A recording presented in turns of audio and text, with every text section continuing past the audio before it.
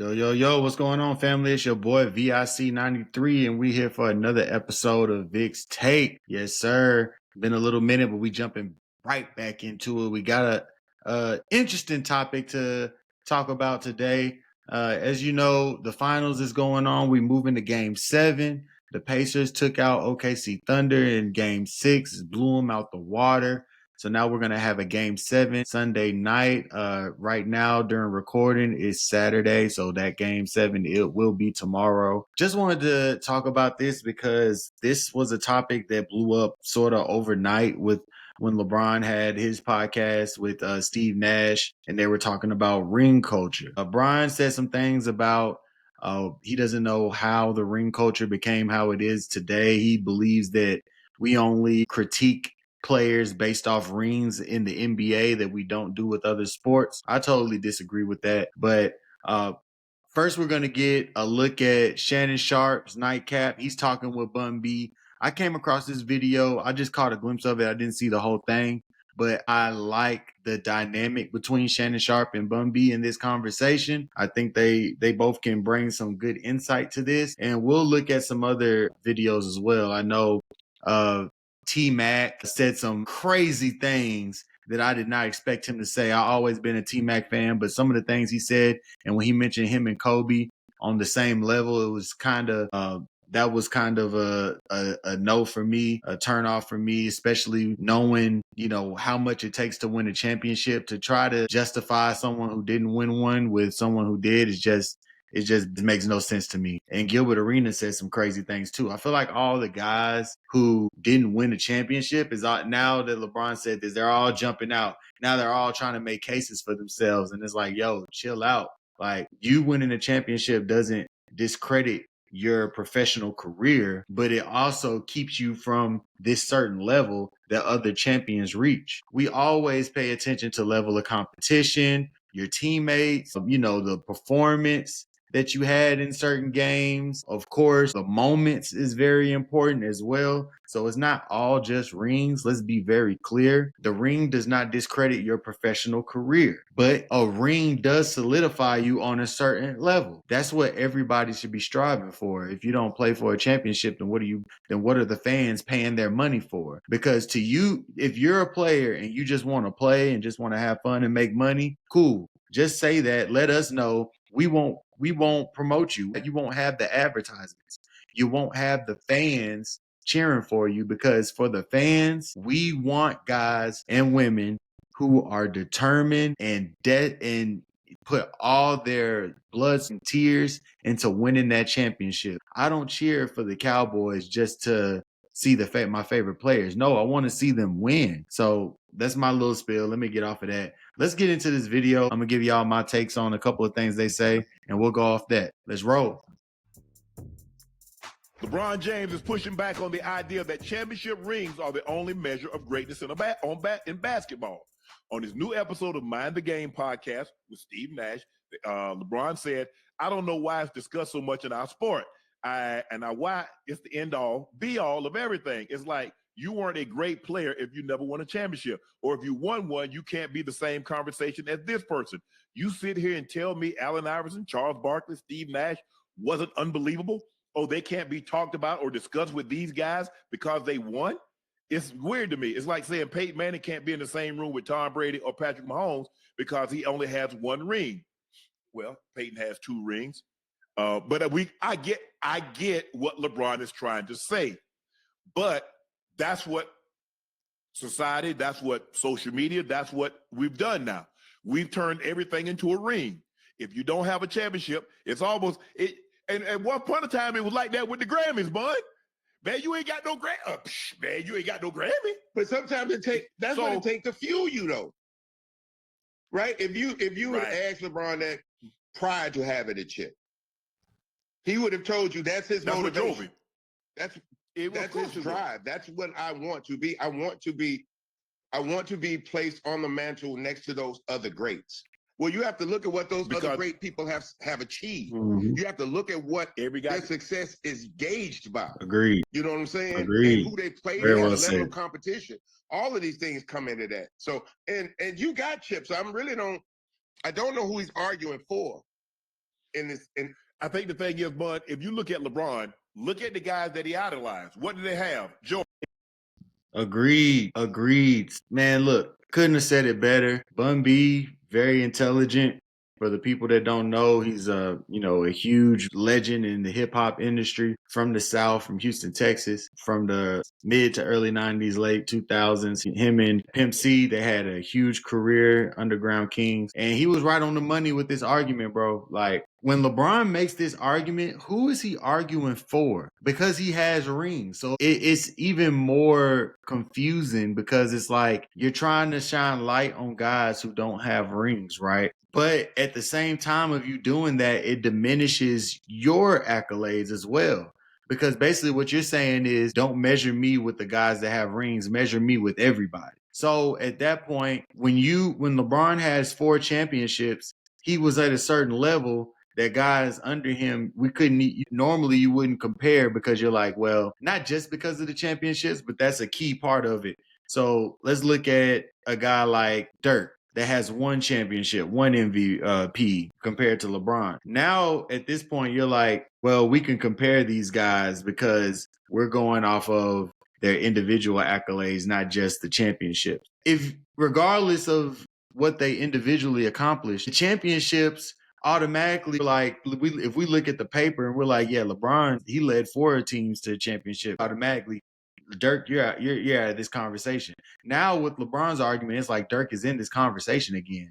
Or Steve Nash led his teams to, Western Conference Finals. He's in the conversation with LeBron. Or Allen Iverson led his team to a finals once. He's in the conversation with LeBron.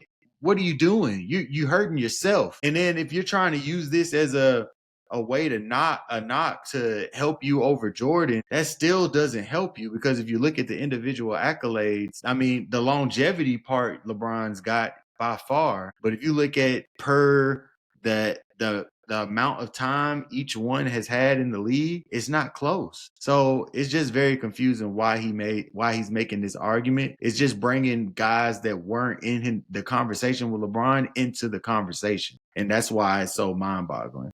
But let's continue. As this person, you sit here and tell me Allen Iverson, Charles Barkley, Steve Nash wasn't unbelievable? Oh, they can't be talked about or discussed with these guys because they won? It's weird to me. It's like saying Peyton Manning can't be in the same room with Tom Brady or Patrick Mahomes because he only has 1 ring. Ask LeBron that prior to having a chip. He would have told you that's his motivation. That's his drive. That's what I want to be. I want to be placed on the mantle next to those other greats. Well, you have to look at what those other great people have achieved. You have to look at what their success is gauged by. You know what I'm saying? And who they played against, the level of competition. All of these things come into that. So, and you got chips. I don't know who he's arguing for in this. I think the thing is, Bud, if you look at LeBron, look at the guys that he idolized. What do they have? Jordan, rings. Magic, rings. Bird, rings. So those are 3 guys that we know he looked up to. What do all those guys have in common? Championships. There's a reason why he left, because he wanted a championship. He felt that the organization didn't have the wherewithal, or he didn't trust them to get the requisite pieces in Cleveland. So he went to Miami. You see, it's a big relief once you have something, because it's easy for the person that says, man, I'm gonna take me some time. Well, yeah, Elon Musk can take a 6-month vacation. Jeff Bezos can take a 6-month vacation, but ask him when they were building their business, did they take a 6-month vacation? Okay, now LeBron, did you feel this way before you had championships or after you got them? And I agree with everything he's saying. I just believe this, Bun.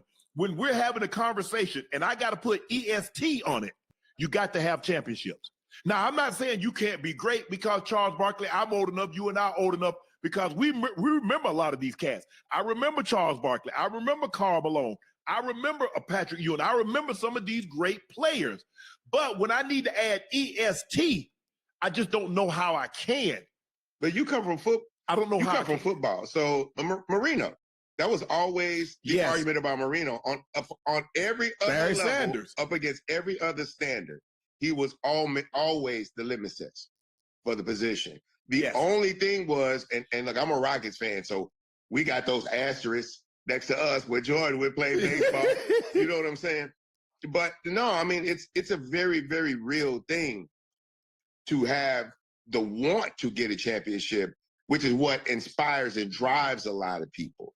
But when you're a grander talent as LeBron, you know, quite frankly, if you want to be in that conversation, there's a couple of things missing. We know you have the talent. We know you have the skill. That's never been a question with LeBron James.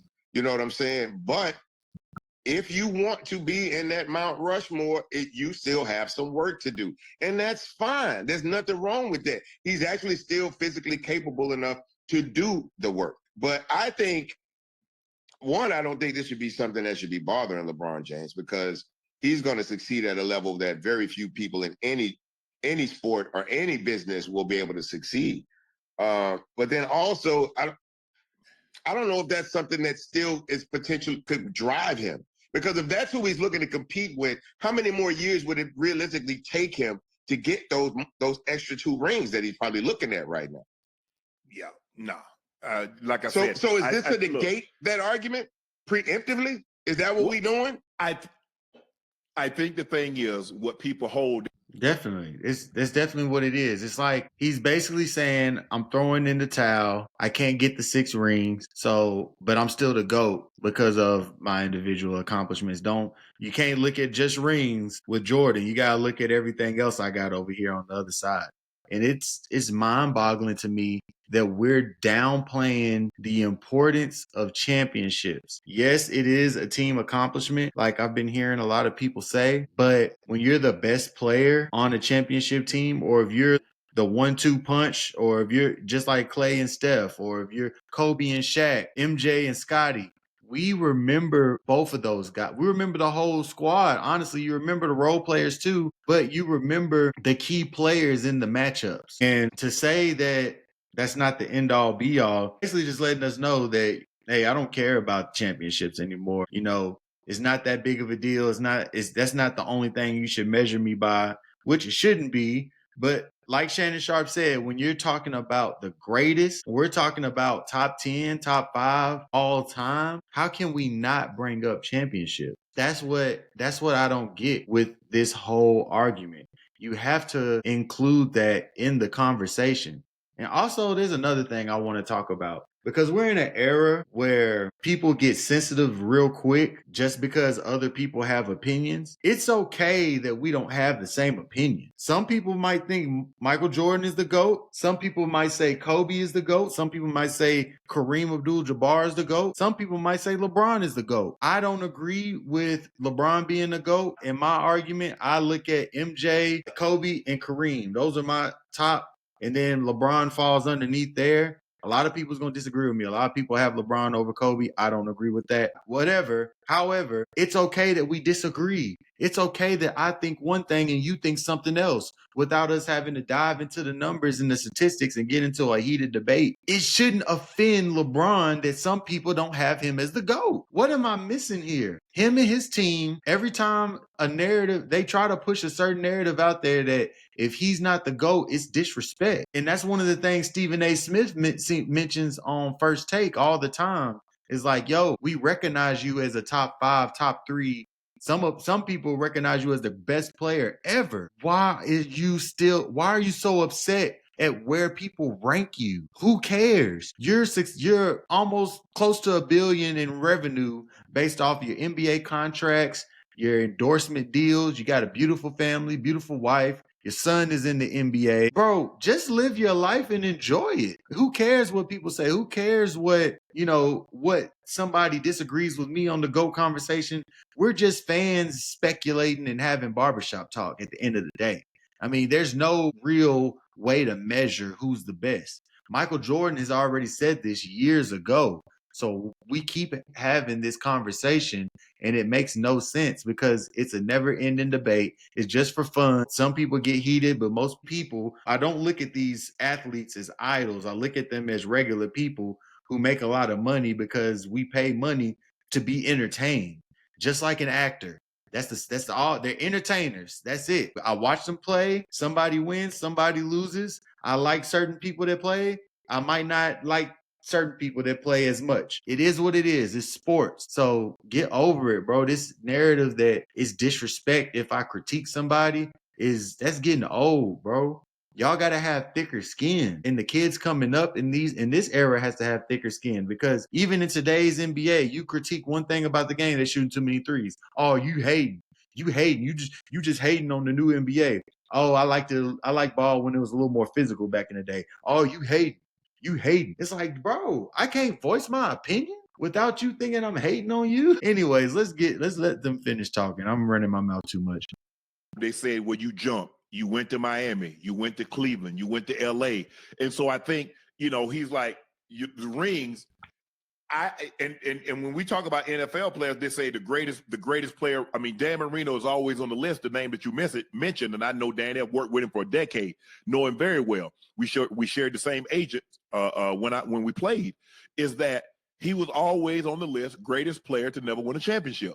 That was Dan Marino, because he could throw the ball like no one else. That quick release, 5,000 passing yards, 48 touchdowns in an era when everybody ran the football and you could hold, you could punish the quarterback, you could hit him everywhere, the top of his head, even the bottom of his feet when he laid down. You could hit him there too. So, but I just think the thing is what happened is that we used to never have these arguments because we didn't have social media. Right. You see, now, Bud, everybody's a coach, everybody's a GM, everybody's a former player. And no matter how much you say, I don't pay attention to it, we're trained. We do. We see the negative. We see the negative. No matter how much money Elon Musk has, he's worth $400 billion. He took a drug test to say, you know what? I ain't on drugs. You see? Why would somebody say you on drugs? You worth $400 billion. What do you care? But he does. And that's what happens when, a good friend of mine, Dizzy Rascal, he's a recording artist in London. And on one of his songs, he said, you don't care about my rich man problems. I don't care about your bitch ass problems. You know what I'm saying? and that's the reality.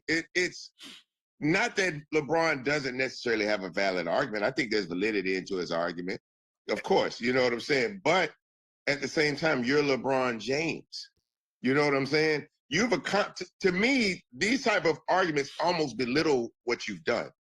It's right. Almost to the point of, well, yeah, I won. That's exactly chips, what I said. Right, which is something to celebrate. Exactly. But I didn't win as many chips as someone else, which other people would look down on. And that's okay. And what does that really? Just like you said, like everybody's watching everything. We answer to the experts, then we answer to the amateurs, and then we answer to the observers. You know what I'm saying? It's one thing to not watch ESPN, right? But it's another thing to put the phone down. But even the people around you will see what's being said. You're going to get that information back. You know what I'm saying? You just gotta be able to eat. I feel like at this point you just got to eat all of that stuff. You know what I'm saying? Yeah. But is he saying that I don't need that to be considered great? So is he saying I'm one of the greats? But he got it. That's my thing. Is he trying to say, am I one of the greats and that my lack of chips don't matter? Because to the people coming up behind you. You've probably heard about Boxable's flagship product, the Casita. Come on in. Like you look like you holding a hot hand right now. In the scope of things, right? In the full scope of everything. I think the thing is, very, very great point Bun B just made again. And I already mentioned that in my first soliloquy. It's like he's diminishing his own accomplishments, his own championships by making this argument, first off. And second off, just like Bun B said, he got rich problems, right? So why are you worried about these fans? Like, first of all, every athlete, every entertainer should be very thankful for the fans, because if it wasn't for the fans, you wouldn't get paid. We all know that. If I was an entertainer, anytime I talk to fans, I make sure that they understand how much I appreciate them. Even at my job in sales, anytime I have a conversation with clients, I treat them with the utmost respect. Even if they come in hostile or if they come in upset, I try to do my job and make sure that they are satisfied before they leave, because what I do is a representation of my company, for one, and also myself. So when they ask me for my name and I tell them my name is Vic, they're going to go back and remember, yeah, that guy, he was great at his job. That makes me want to go back to that company. Or even if they don't like the company, hey, I don't like the company, but I like that guy. He took care of me that day. That's a sense of pride. When you do a job, you do anything that's work related, you want to put forth your best effort. And if you don't have that mindset, stay away from me. I do not want anybody around me that don't put their effort and they all into what they do, because that just shows a lack of discipline and a lack of respect for yourself, honestly. So having that mindset and you putting that out there in the world, teaching kids like, hey, it doesn't matter if you win or not. Just do your best and do whatever and it'll be okay. Like, yeah, that's cool and all, but there's a level of passion you need to have to win. It should be a drive. It's more than just the sport of it all, too. I'm talking about people. I'm talking about life. If you don't have a drive to reach goals, you won't reach your full potential in this life. That's one thing that we all as people have to have. You have to strive for something. If you don't strive for something, you'll fall for anything. And that's the main point that I got out of this whole topic. But let's let Shannon give his point real quick. Bun, is that, bro, you got more regular season points, more playoff points. You're the only guy. I mean, you're the only guy that's top in points, rebounds, and assists. I mean, no guy that has as many assists points as you got is even in the top 10. You're in the top 5 in assists. I mean, you got 40, 11, and 11. 40,000 points, 11,000 rebounds, 11,000 assists. I think the only guy that maybe even can approach that is Luka, and I don't think Luka's body's going to allow him to play that long. I just think and this is what he said. LeBron compared the way greatness is measured in other sports, noting athletes like Dan Marino, Barry Bonds are still celebrated regardless of their championship total. Yes, we still celebrate Barry. And some people might, and even though a statement like you talking to yourself, like, look, man, I don't have to be considered. You don't have to have whatever. Hold on. Before I let them go, that's another thing that I wanted to point out that I disagree with. That we don't celebrate players in the NBA that don't have championships. I totally disagree with that. Totally disagree with that. We celebrate Charles Barkley all the time. He's a spokesperson on TNT for years, and I believe he's moving over to one of the new networks for this new TV deal next season. People always want to hear what Chuck has to say. He was on Space Jam. It was a bunch of other guys that was on Space Jam with Michael Jordan that didn't have championship. You know what I'm saying? Mac is celebrated all the time. Allen Iverson is celebrated all the time. We talk about the step over with him and Tyronn Lue in the finals all the time. Like, this narrative that if you don't have a championship in the NBA that we don't celebrate you, that is completely false. I want to say that louder for the people in the back that didn't hear me. Completely false. Anyway, let's continue. Everybody else had to be considered one of the greats, because I would imagine what he's alluding to is the fact that I don't have what they all have and I'm considered one of the greats. I'm always in the GOAT conversation, that's a fair point. He got the second most finals MVPs. He's been more first team all NBA selection. He's gotten more all NBA selections. He's been to more All-Star games. He's won MVP behind Kobe for the most MVP All-Star games. When you look at his total body of work, there are very, very few people. Now, when he talks about Barry Bonds got the most home runs. He's got the most walks. He's got the most intentional walks. He's got 500 home runs. Nobody's even close. I mean, if you just take away Barry Bonds when he went to San Francisco, he's still a Hall of Famer because he had 3 MVPs and he had almost 500 home runs before he even got in San Francisco. He's Silver Slugger, Golden Gloves, because he was legit a 5-tool player. He could hit for average. He could hit for power. He could run the base pads. He was a tremendous defensive player. And his eye, because what people don't realize unless you're old enough to remember, Barry came up as a leadoff hitter. So you know the type of eye that you got, because the most important thing for a leadoff hitter is to get his ass on base. It doesn't matter. He can hit for single. He can hit for a double, hit it over the fence. But I need you on base, because now I got my guys to push you the second hitter. He gets you the second.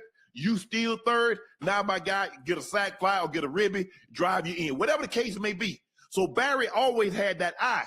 Now he can hit for for true power. I get what he's saying. I get what he's saying, like Barry Bonds, but those guys, like he's looking at Barkley. Barkley didn't have the most points. Marino, when Marino retired, Marino had the most touchdowns, he had the most yardage, so it was easy for you to make that comparison. Now, I don't think we would talk about Kareem because big men don't get credit anyway. Because Kareem got 6 MVPs, and people forget that Kareem got 6. He got more than anybody. I feel like he was the all-time leading scorer, and people, I remember in 1984 at Thomas and Mack, because, Bun, I don't know if people used to, because nobody really followed the NBA like that. They would go different places. Like Boston would play in Hartford, trying to get fan support. The Hawks would play in New Orleans, trying to drum up fan support. The Lakers traveled to Las Vegas to get fan support. That's where he broke it at in 1984, Thomas and Mack. But my thing is when like whose validation is that? Like that's not a general statement to me. When someone like LeBron James, who is probably one of the most covered athletes on the planet, right, has dealt with more people in the media space than anyone else possibly in sports, from his teen years all the way up to now. His children are older than he was. Some of his children are older than he was when he entered this media world, right? Yes. Whose validation does that statement hearken to? I wonder. When you say some would say, I feel like, it's almost like there's someone who keeps invalidating his contributions that he's trying to prove wrong. And that's why I say, I don't know if he's talking to them or himself. Is that something that... I think he's talking to fans on the internet, honestly. It's honestly who I think he's talking about. Because he can't be talking to Stephen A. Because Stephen A. already mentions how he's considered one of the greatest. He just has Michael Jordan as the GOAT. Most people I hear on like networks like Fox Sports and ESPN, most of them say he's the GOAT anyway.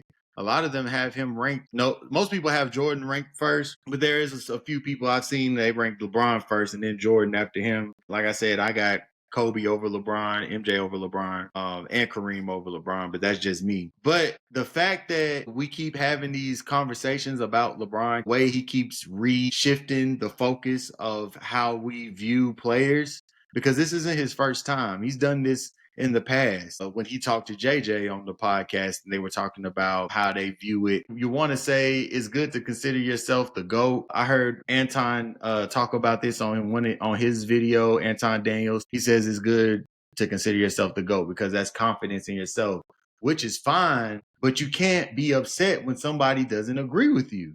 That's the whole point of this. You're arguing with people who you're not going to change their mind no matter what. Regardless if you take the rings out of it, regardless if you talk about how many points I scored over these 20 years, I'm 40,000 points, 11 and 11,000 rebounds and assists. These people who don't think LeBron's a GOAT, they're going to continue that.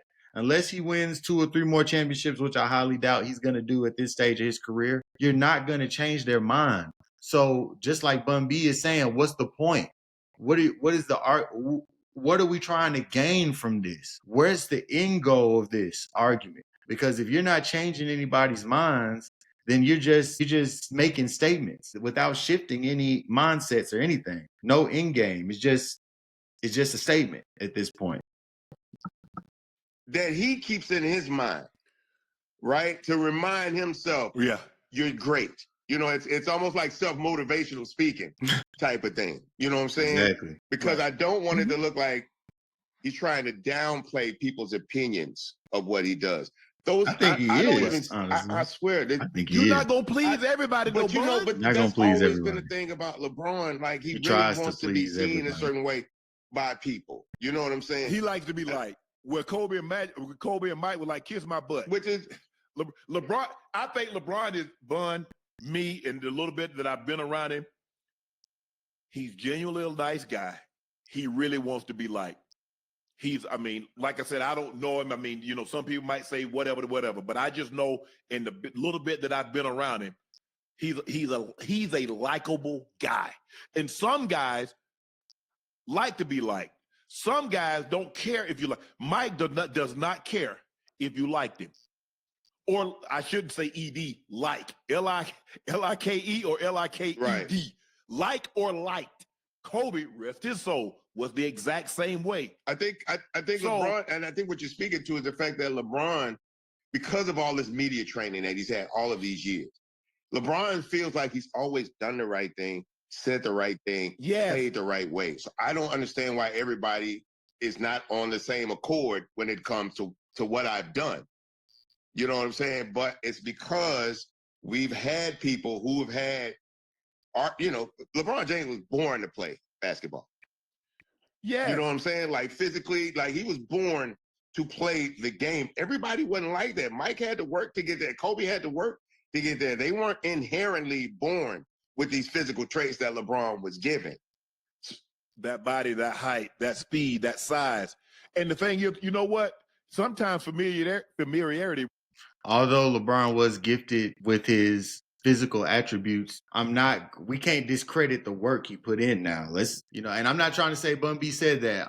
I just want to reiterate, I'm strongly against LeBron on this topic, but let me make this very clear. I do think LeBron is one of the greatest players to ever touch a basketball. I do agree that he was physically gifted from the Lord himself up above with his physical attributes, his size, his strength, all that Shannon mentioned. But I also recognize that LeBron was a freak of nature physically and mentally with the work he put into his craft. That man put in a lot of work to be as good as he is. The basketball IQ, which I respect the basketball IQ from him more than any other stat you want to throw at me. His mind, his IQ of the game, how he gets his teammates involved. I love all of that about LeBron. He's a great player, one of the greats, top 5, top 3 easily. Well, top 5 for me. But yeah, universally recognized as top 5, top 3. Some people say he's the GOAT. I just disagree with this point, and I disagree with a few of the things that he mentions, because it's just like what Bun B and Shannon said. It's like he's trying to please everybody. And I'm one of those people, I like you to stand on your own 2 feet, and I like you to, from a man to another man, I want you to tell me like it is. Don't sugarcoat nothing. I don't care what other people outside say. I don't care if I make a comment and somebody doesn't agree with me. I'm not going to switch how I feel just because a certain person doesn't agree. No, that's my opinion. That's my thought process. I'm going to explain to you why I feel this way. I'm not just going to say, I think Kobe's better. Why? Just because I do. No, I'm going to sit there and break it down to you why I personally feel this is the reason how my mind operates. So taking that into consideration, I don't have to change or feel a certain type of way just because you do, just because that person does, or he does, or she does, or whatever. This is what I like out of athletes that say what they mean and stand on it. I don't like when the one thing I do knock against LeBron, because he has been great. He has always been a great family man, a great businessman, always said the right thing, always did the right thing. But it comes off like Bun B is saying, it's like you're trying to do this to make everybody gravitate to you and be on one accord. And it just doesn't make sense because it never works that way. Even when Mike was the GOAT, when most people consider Mike the GOAT, I'm sure it was people who still said, nah, it's still Kareem, or no, it's still Bill Russell, or yeah, Mike is good, but nah, he's not the greatest. He had Scotty. He wouldn't have been able to do it without Scotty. Or, whatever argument people want to make, it's always going to be people that don't agree with everybody else. Basically, everybody's going to have their own opinions. You have to accept that. And you being a star, being in the spotlight for so long, you would think that LeBron would be past this point in his career where he's still kind of going back and forth with the media or with the internet. And it's like, it's still going on till this day. It breeds resentment. Because LeBron is cool with everybody else, they feel like they can take shots at him. And they know you're not going to shoot back in that way. You know what I'm saying? That's the thing. Absolutely. I've been the nice guy, right? I've been the guy that, my brother was a little rough, so I had to try to come in and smooth everything out. But every situation, sooner or later, it can't get smoothed out. So all that trying to keep everybody cool and calm, at some point, you could be all of that and it still get punched in the mouth. Mm-hmm. So, exactly, because the Bible teaches and metaphorically like, hey, turn the other cheek. But you people sometimes you get tired of people just keep saying and doing and doing and doing and saying and saying. Hey, I ain't gonna turn the cheek. I'm put something. Well, people will play with you because they know you will turn the other cheek. Yeah. So they anticipate you really not take your kindness wanting to for go granted. there. Yep. Every now and then you gotta pull slide to the side and be like, hey man, I will dog walk you, bro. Like I will dog don't play with me like that. Just because I don't mean I won't. That's always been my motto. Exactly. Just because I don't mean I won't. Mm-hmm. Especially you're in someone like in your position or my position, because the more public you are, the less likely you're going to retaliate. And they take kindness for weakness. Oh, he's on television. Right. Oh, X, Y, and Z. He got a business. He's this and that. So why would you even try to get me out of character? First of all, you know that. So why not just keep it moving? I understand. I'm not everybody's cup of tea. As a matter of fact, I don't really care for tea.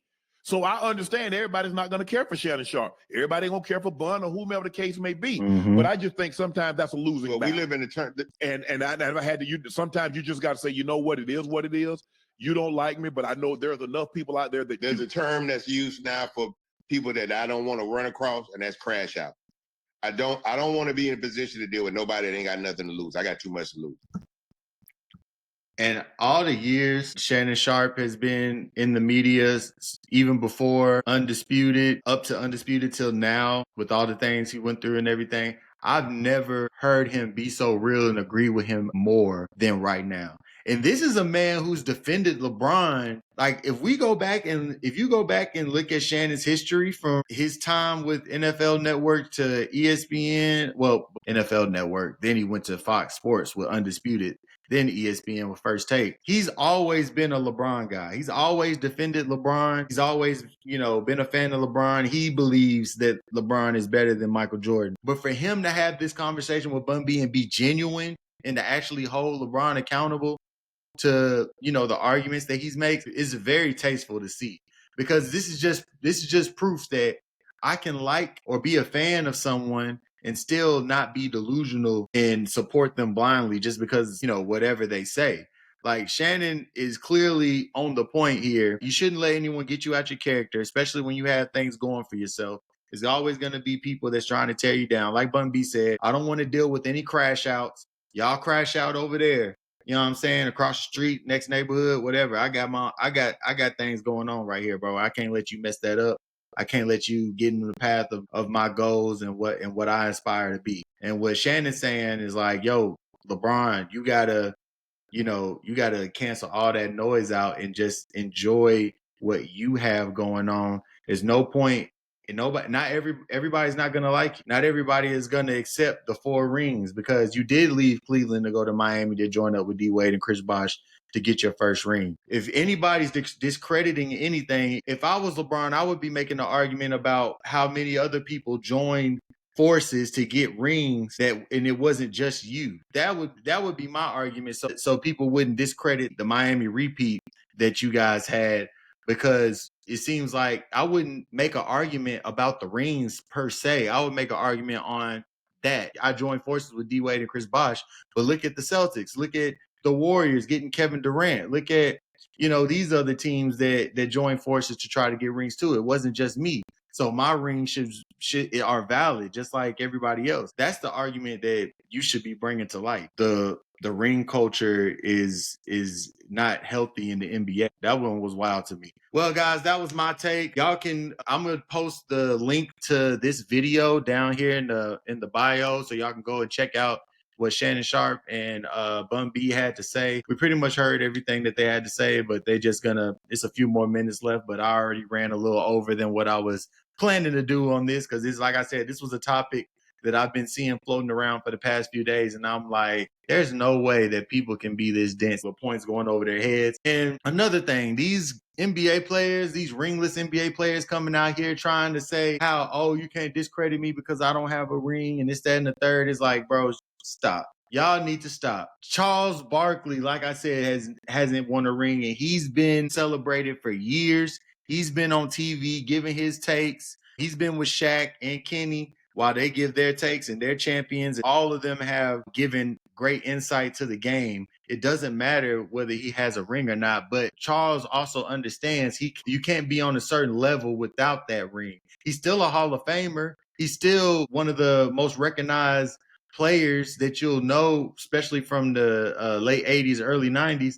But he's not going to be out here delusional and saying, I should still be on the same level as Kobe and Michael Jordan and LeBron. Like, come on, y'all. Let's be realistic here. Let's be realistic. You were great players, but you weren't able to get it done. That's what it is. Now, if you want to say, if y'all want to be like Michael Beasley and Lance and get y'all one-on-ones in and show who's better, go ahead and do that. Go join the big three and keep hooping if you want to. But y'all are getting stuck in this fantasy world that, hey, I was just as good as like T-Mac. I'm just as good as Kobe. If I was on the Lakers with Shaq, I would have won rings too. You don't think I would have won rings? No, I don't know that for a fact, because I don't know if you would have led that Lakers team in points while Shaq was hurt the second series, and I don't know if you would have led for the second and third ring the team in points throughout the Western Conference playoffs if you were on that Lakers team. I don't know that you would have had the same impact. I don't know if you would have been playing intense defense like Kobe was doing.